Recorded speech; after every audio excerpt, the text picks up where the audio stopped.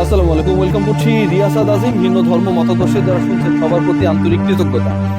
বাংলাদেশের হয়ে ক্রিকেট বা ক্রিকেটারের সাথে জড়িত যে অর্গানাইজেশন, সেটা হচ্ছে বেসিক্যালি সিসিডিএম। ঢাকার ক্রিকেটকে তারা কন্ট্রোল করে।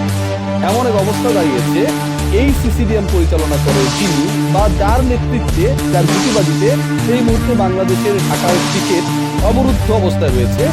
প্রায় 150 ক্রিকেটারের ফিউচার, রুটি সবকিছু নষ্ট করে দেওয়ার একটা প্রায় তারা সেই আদনান হোসেন দীপন, তিনি নর্মাল ইংলিশ, আর আপনি যদি বলেন আই এম রিয়াসাদ আজিম, এটার মানে কি দীপন সাহেবকে, আমি নিশ্চিত তিনি বলতে পারবেন।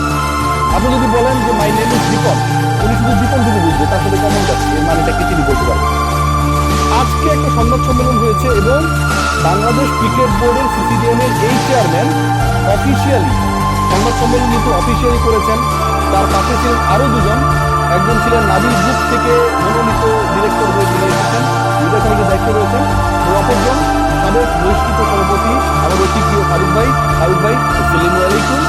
এবং এই ব্যক্তিরা আজকে যে অফিসিয়াল অ্যানাউন্সমেন্টটা দিয়েছেন, তাতে অফিসিয়ালি বাংলাদেশের ক্রিকেটের, বাংলাদেশের প্রথম বিভাগ ক্রিকেটের 150 ক্রিকেটারের রুজি বন্ধ করার জন্য বাংলাদেশ ক্রিকেট বোর্ড দায়িত্ব নিয়ে সেই দায়িত্ববান কাজটা অফিসিয়ালি ঘোষণা করেছেন আদনান হোসেন দীপন। এবং পরবর্তী সময় আমার অতি প্রিয়, আমার আত্মার কাছের মানুষ ফারুক ভাই সেই ব্যাপারটাকে আবার রিস্টোর করার চেষ্টা করেছেন, এস্টাবলিশ করার চেষ্টা করেছেন। কি ঘটনাটা বলছি, দেখুন, বলা হয়েছে যেই ক্লাবগুলো খেলতে চায় না তারা কোনো চিঠি জানিয়ে বিসিবিকে, চিঠি না দেওয়ার কারণে সেই ক্লাবগুলোকে ফিক্সচারে রাখা হয়েছে। এই যে একটা মিথ্যাচার, মানে যারা খেলবে সেই অর্গানাইজারদেরকে কনফার্ম না করে এবং তারা সত্যি যে চিঠিটা দিয়েছে সেটার ব্যাপারে মিথ্যাচার করে আদনান হোসেন দীপন আজকে যে ঘটনাটা ঘটিয়েছেন, সেটা নজিরবিহীন। যেই চিঠি দেওয়া হয়েছিল সেই চিঠিতে লেখা রয়েছে, আপনি খেয়াল করে দেখেন, ইংলিশের চৌধুরী অ্যান্ড হুসেইনের ব্যাপারে আমরা শুনেছিলাম যে বিভিন্ন মডেল টেস্ট হয়, এই বইগুলো পড়লে তুলনামূলকভাবে পাস করা যায়। আপনি যদি বিদেশে যেতে চান তাহলে হচ্ছে কিড স্টকের, গার্ল স্টকের নাম আমরা অনেকে শুনেছিলাম। আদনান হোসেন দীপন নামটা কিন্তু সুন্দর ভাই, তাকে বা তার কাছে যে চিঠিটা গেছে সেটাই বলা হয়েছে, The undersigned clubs have resolved to refrain from participating in all upcoming cricket leagues organized by the current disputed BCB Board of Directors. যেটার বাংলা দাঁড়ায় মানে আদনান হোসেন দীপনের কাছে রিফ্রেইনিং মানেটা কি এটা আসলে জানা নেই। অর্ধশিক্ষিত লোক হলে হয়তো যা হতে পারে এবং মাইন্ড করতে পারে, কিন্তু যদি এরকম ঘটনা ঘটে এবং বিসিবিতে ছাত্রও মেরেছে, সিল মারা যেটা বলে, ঠিক আছে, সেই সিলটাও মেরেছে বিসিবি, সেটা নভেম্বরের 3 তারিখে মেরেছে, সেটাও নিশ্চয়ই আপনারা দেখছেন। এই বাংলাটা যা দাঁড়ায়, চ্যাটজিপিটিকে জিজ্ঞেস করলে তিনি পারতেন। চ্যাটজিপিটির নামটা একটু আবার নোংরা, এই কারণে দীপন ভাই হয়তো ট্রাই করেন নাই। এখানে লেখা হচ্ছে, স্বাক্ষরকারী ক্লাবগুলো বর্তমান বিতর্কিত বিসিবি বোর্ড অফ ডিরেক্টরসের অধীনে আয়োজিত সকল আসন্ন ক্রিকেট লিগে অংশ থেকে বিরত থাকার সিদ্ধান্ত নিয়েছে। ইংলিশটা বাংলা করলে এটা দাঁড়ায়, আদনান হোসেন দীপন এটা জানেন না যে ক্লাবগুলো অংশ নেবে না, এবং তাদেরকে অফিসিয়ালি যে চিঠি দেওয়া হয়েছে সেই চিঠির কপি সেটাও আমার কাছে রয়েছে। বাংলাদেশ ক্রিকেট বোর্ডের ছাপ্পর মারা এবং বাংলাদেশ ক্রিকেট বোর্ড বিসিবি লিখা, নভেম্বরের 3 তারিখে রিসিপ্ট, উপরে সাইন, সব কিছুই রয়েছে। এবং যেখান থেকে যেই ক্লাবগুলো খেলতে চায় না সেই ক্লাবের প্রতিনিধিদের স্বাক্ষর রয়েছে। ঘটনাটা কি দাঁড়ালো?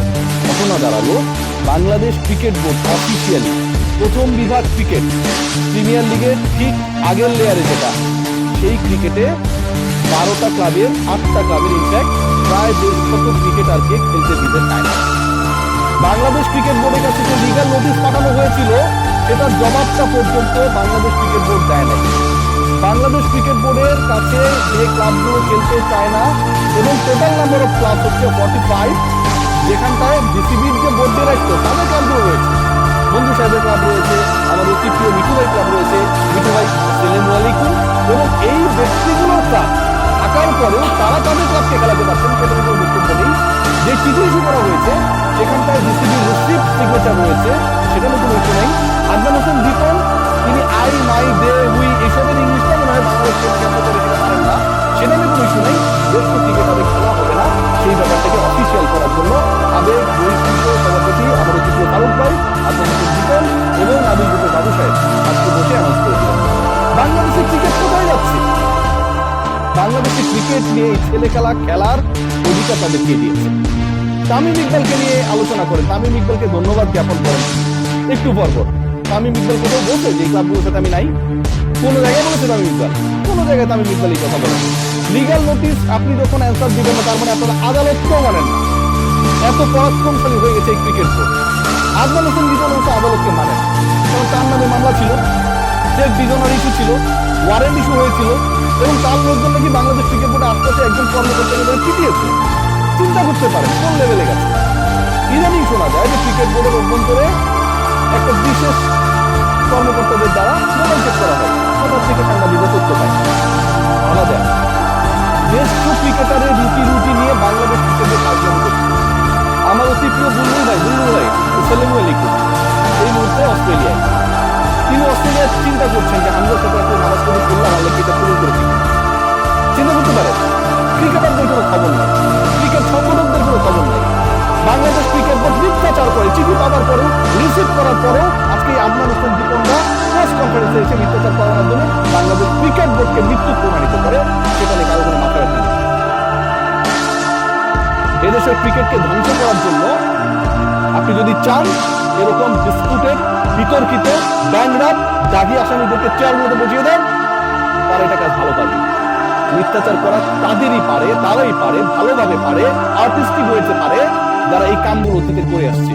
আর যারা এগুলো কুকর্ম করে তারা নর্মাল ইংলিশ পারে না। তাদের জন্য চৌধুরী এন্ড হুসেনের ইংলিশ বইটা কেনা দরকার। এরপরে যারা প্রেস কনফারেন্সে আসবেন, দয়া করে খোঁজ খবর নিয়েন যে কোথার থেকে ইংলিশে যদি কোনো চিঠি আছে সেটা বাংলাটা নিজে না পারলেও চ্যাটজিপিটিতে কপি করে পেস্ট করে দিয়ে ক্লিক করবেন, ঠিক আছে?